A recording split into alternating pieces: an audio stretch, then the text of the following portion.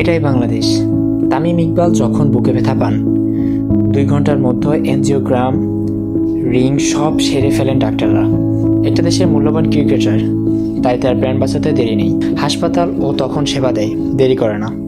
আল্লাহর রহমতে তামিম ভাই বেঁচে আছেন, কিন্তু যারা তামিম না, যারা শুধুই নাগরিক, তাদের বুক ব্যথা মানেই বুকের উপর ভর্তি ফরম, সিরিয়াল, অ্যানালাইসিস ফি, প্রতীক্ষার ওয়ার্ড, আর হয়তো একটা শোকবার্তা।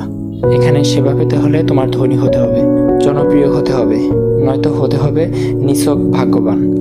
একই রিং, একই ডাক্তার, একই অপারেশন, তবু কারোর জন্য 25,000 আর কারোর জন্য 2 লাখ। এটা কি সেবা?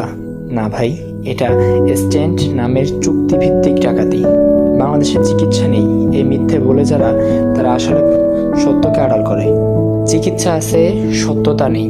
ডাক্তার আছে, দায়িত্ব নেই। হাসপাতাল আছে, মানবতা নেই। এখানে ওটি মানে অপারেশন থিয়েটার না, এটা একটা অফিস টেবিল, যেখানে প্রতিটি রোগী একটা টাকার ইউনিট।